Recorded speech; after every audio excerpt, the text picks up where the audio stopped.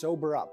COVID-19 respects no national borders, no social bounds, no political systems, and no cultural values. It hits us just as hard. It levels the world. Facing the pandemic, it is not what happened matters. It is how we respond.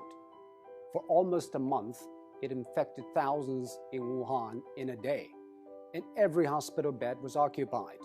Now, empty beds and closed wards in the city. How did China make it? It is nothing new, but it's worthy to know.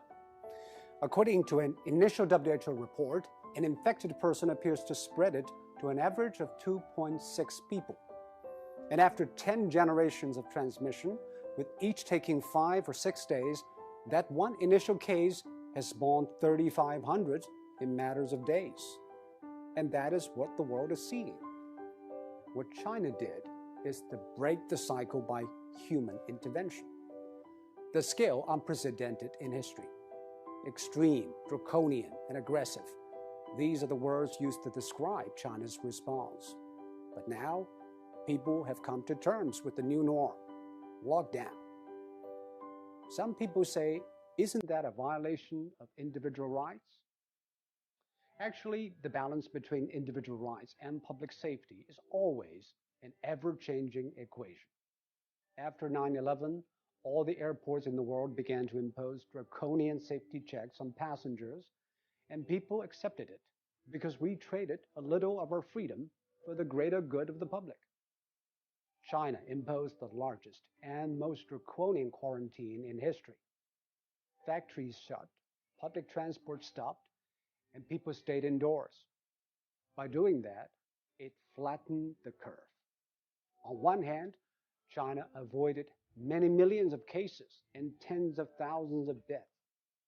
On the other, it stretched out the time and made the hospitals restaffed and less strained. This is exactly what Europe and America should know.